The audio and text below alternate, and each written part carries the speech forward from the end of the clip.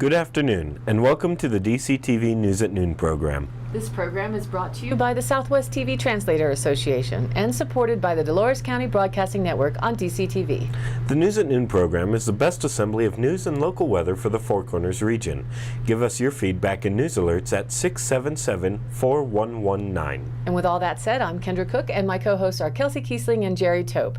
And now for May 16th, 2016, here's the news. From the Cortez Journal, Cortez motorists and travelers can expect construction on U.S. Highway 491 through the summer on a Colorado Department of Transportation project that started last week.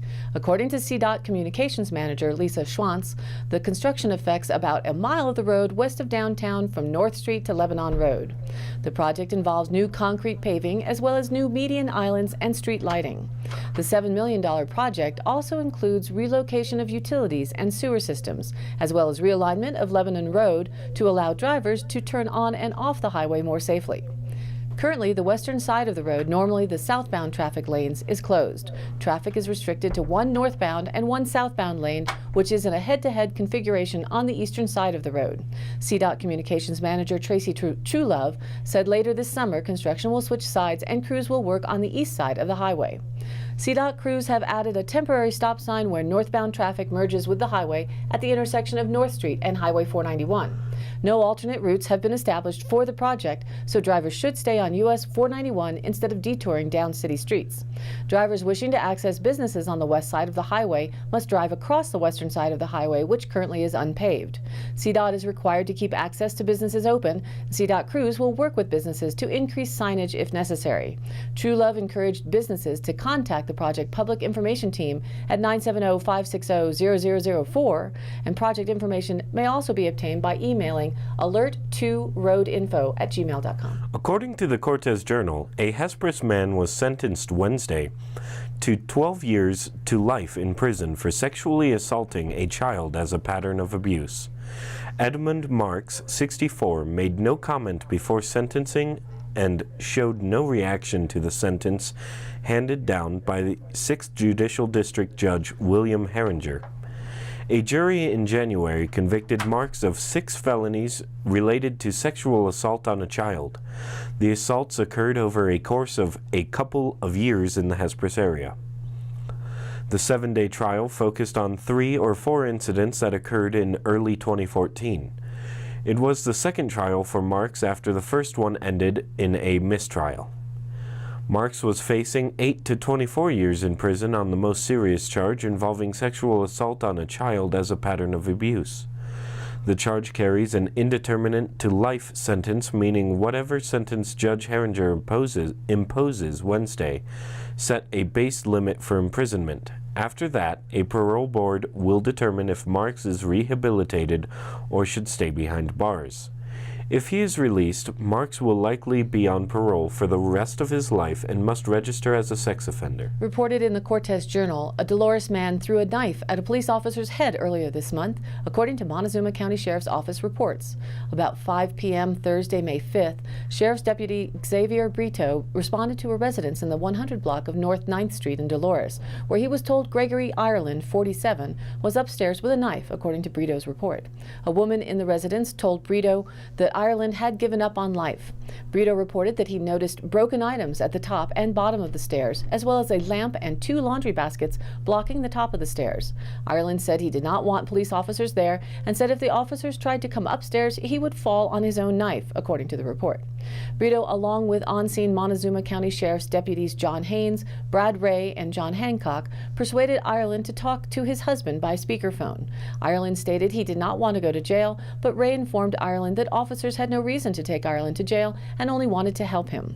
After speaking with his husband, Ireland agreed to move the items from the stairs and cooperate, according to the report.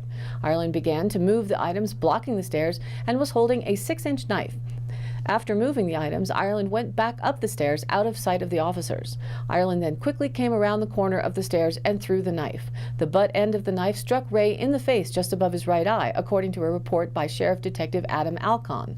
Haynes deployed a stun gun, which struck Ireland. According to this report, officers handcuffed Ireland and escorted him out of the residence.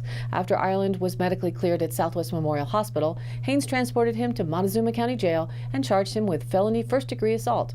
Ireland was still in jail last Thursday morning, according to jail reports. According to the Durango Herald, investigators say beer was a factor in a rollover crash in southwest Colorado, but drunken driving was not to blame.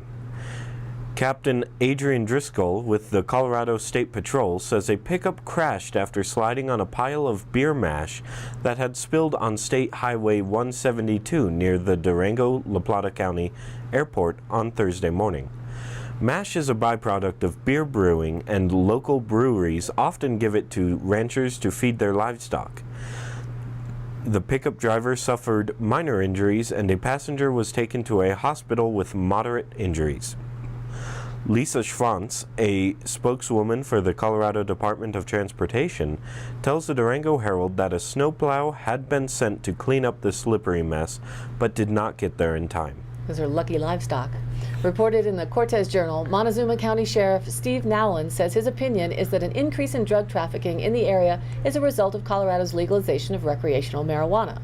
He said Colorado marijuana suppliers are being contacted by out-of-state drug dealers, including the Mexican cartel, to sell them large amounts of pot for out-of-state sale. 2 recent drug busts illustrate the problem, the sheriff's office said.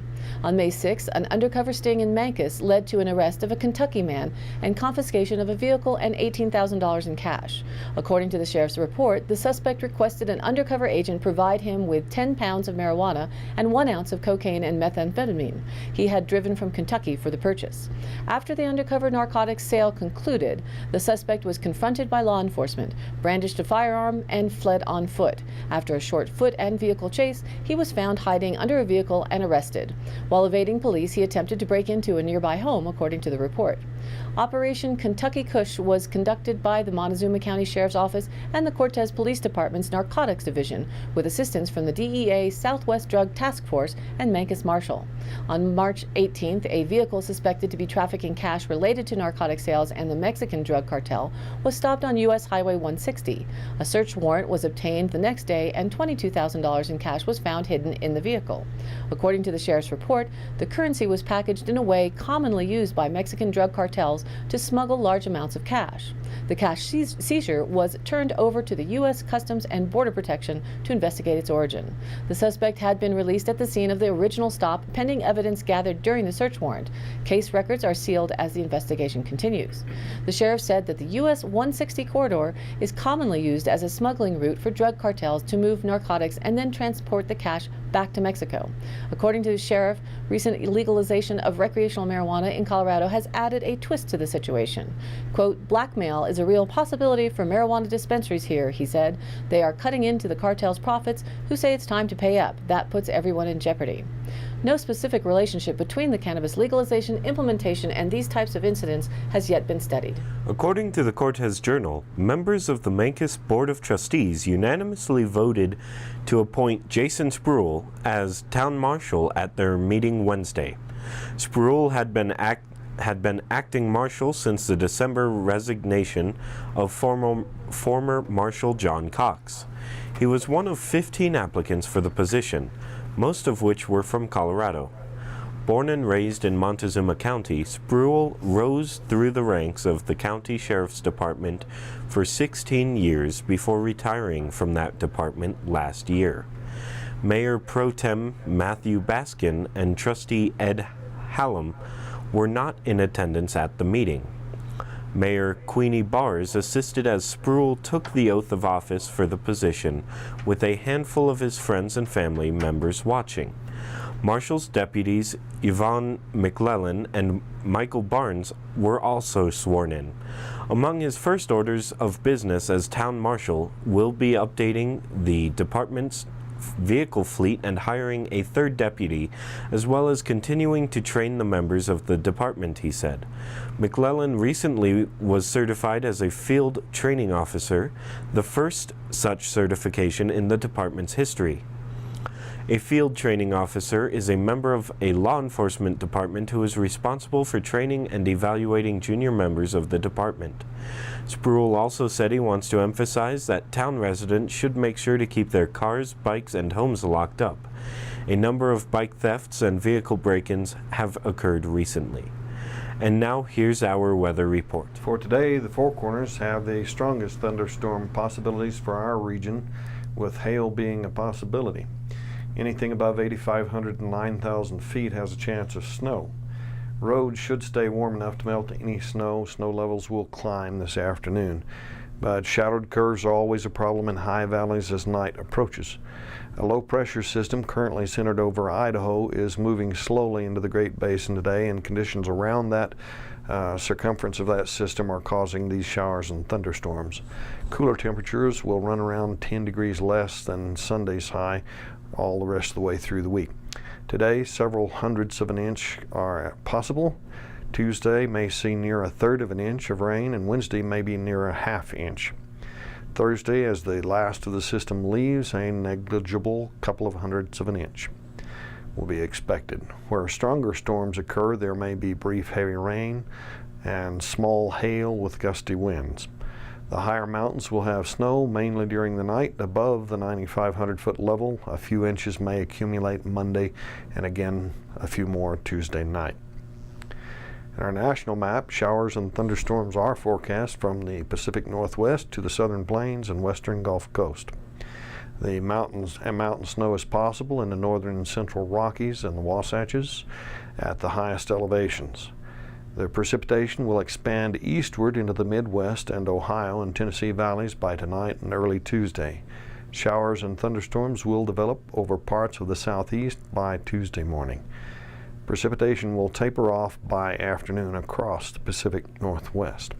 Conditions will favor strong to severe storms across the southern and central plains. The Storm Prediction Center has issued a slight risk of severe thunderstorms for Texas and Oklahoma today, with an enhanced area over the panhandle of each state. The area of elevated risk will shift south tomorrow for much of Texas and western Arkansas and Louisiana with a slight risk, and the Texas Hill Country with an enhanced risk. Heavy rain, flash flooding will be another threat with the showers and thunderstorms across the southern and central plains. Excessive rainfall outlooks have been issued for the western Gulf Coast, central plains, and mid-Mississippi Valley. A weak system over south central Canada will move southeastward to the lower Great Lakes by tomorrow morning and expand showers and thunderstorms into the parts of the middle Missouri Valley and parts of the lower Great Lakes. In our 5-day forecast for us here in the Dove Creek area, high temps will range from just above 60 to the middle 70s. Lows will be from near the 40 mark to mid 40s. An active week of clouds with showers and possible hail, and springtime in the Rockies is what it is for the work week. In our CO2 image, the week of May the 8th through the 14th, the CO2 average was 407.84 parts per million. The week before last, 407.54 parts per million. 1 year ago, 403.83 parts per million, and 10 years ago was 385.12 parts per million. Now back to the news. According to the Durango Herald, though early indications had some river enthusiasts hopeful the lower Dolores River would have enough water for rafting for the first time since 2011, all signs now point to another year of a lonely river. Heavy storms in December and January had snowpack levels at 150% of average in the Dolores Basin, but then March and April dried up, as did the chances for rafting the lower Dolores. A subpar April resulted in an estimated inflow drop of 15,000 acre-feet in McPhee Reservoir, which is now about 61,500 acre-feet below full. Preston said that could result in McPhee sitting 3 feet below full at the end of runoff season. For rafters to be able to run the Dolores, it truly is going to take another miracle May. Dennis Phillips, a meteorologist for the National Weather Service in Grand Junction, said predictions are leaning towards a wet May, June, and July, but whether it will be enough to answer the prayers of local rafters remains to be seen. Reported in the Cortez Journal, the state's largest electricity provider, Xcel Energy, is asking utilities commissioners to approve a $1 billion wind project.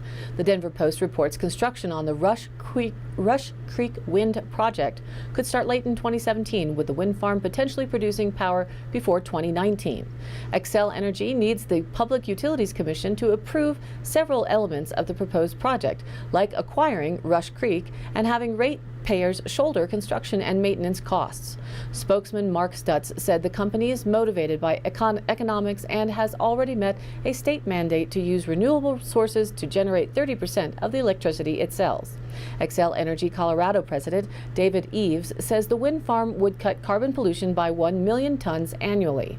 The wind 90,000 acres across 5 eastern Colorado counties. For more than a decade, the American Wind Energy Association has ranked Xcel Energy the nation's #1 utility wind energy provider.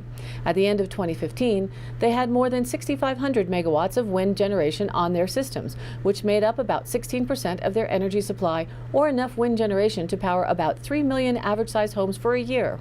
They were an early adopter of wind energy through WindSource, one of the largest voluntary green energy programs in the country. Offered in Colorado, Michigan, Minnesota, New Mexico, and Wisconsin, WindSource gives customers the option to purchase more renewable energy above what is already provided in their energy supply. As they add more wind generation, they continue to set systems records. In Colorado, wind generation produced 54% of the customer's power for the entire day on October 2nd, 2015. According to the Cortez Journal, the Montezuma-Cortez soccer team wrapped up its 2016 season with a 0-0 tie at Pagosa Springs the week before last. The Panthers, who have battled injuries to key players all season, turned to their youngsters in their final contest, and their defense and goalkeeper Stevie Brenner kept Pagosa's 15 shots from entering the net to end in a stalemate. Pagosa's defense answered in turn, and keeper Diana Scott made 8 saves to blank the Panthers.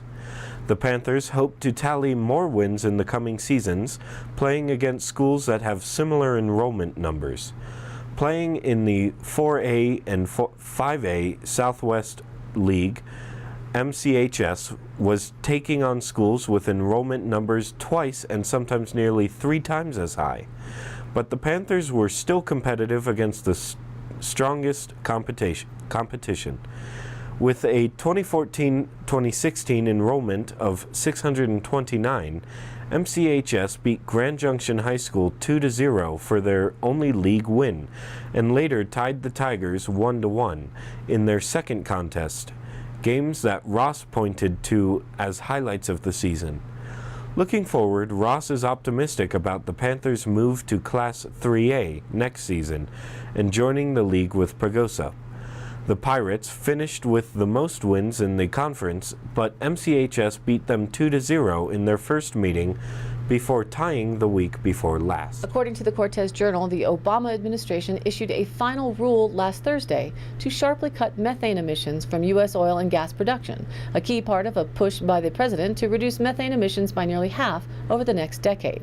The rule by the EPA is a major element of an administration goal to reduce methane emissions from oil and gas drilling by up to 45% by 2025 compared to 2012 levels. It will require energy producers to find and repair leaks at new or modified oil and gas wells and capture gas that escapes from wells that use the common drilling technique known as hydraulic fracturing or fracking. Methane, the key component of natural gas, tends to leak during oil and gas production. Although it makes up just a sliver of greenhouse gas emissions in the United States, it is far more powerful than carbon dioxide at trapping heat in the atmosphere, making it a top target for environmentalists. Officials estimate the rule will cost the industry about $530 million in 2025. Those costs would be outweighed by reduced health care costs and other benefits totaling about $690 million, officials estimate. The mandate, which will take effect this summer, will apply only to new and modified sources, such as wells, pumps, pipes, and compressors, but it will set a framework for the EPA to impose similar requirements on nearly 1 million existing wells and other equipment nationwide.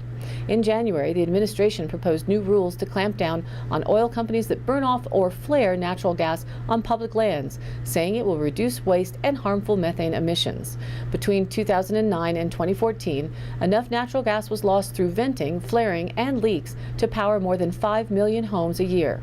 The EPA said Thursday it is also asking energy companies to provide a range of information on existing drilling wells, including the types of technologies that could be used to reduce methane emissions. EPA will collect the information for the next year with the intent of issuing a rule sometime next year. And now, the Dolores County Sheriff's Roundup for the week of May 9th through May 15th. Vandalism was reported at a residence in Rico. A town resident reported a theft of personal property.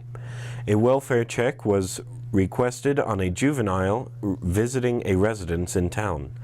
Members of the Dove Creek Volunteer Fire Department responded to a resident's home to test for a possible carbon monoxide leak.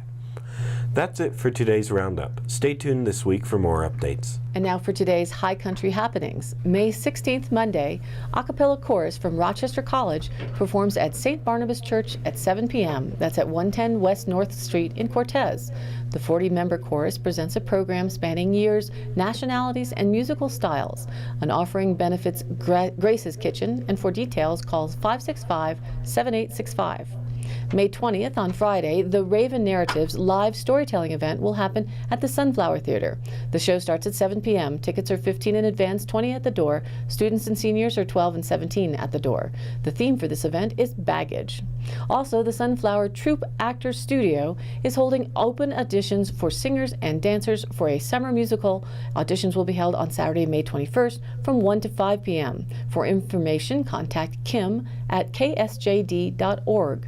Friday, May 20th, Mesa Verde National Park hosts the Making of a Village, Growth and Change at Spruce Tree House. It starts at 7 p.m. at the Chapin Mesa Museum. All of the events info presented here is also available on DCTV News at Noon Facebook page. Please let us know your event by sending an email to dcbnnews@gmail.com or call the station here at 677-4119. Again, thanks for tuning in. This program is aired live at noon and rebroadcast at 2:30 and 8 p.m. on Channel 32.1 Dolores County, on Channel 30.4 in Montezuma County, and their cable Channel 5. And you can also rewatch the broadcasts on YouTube. Search DCTV News at Noon, and please like us on Facebook and follow us on Twitter. For Kendra Cook, Jerry Tope, and all those who are working to bring you DCTV and the News at Noon program from Dove Creek, USA, I'm Kelsey Kiesling. See you next time.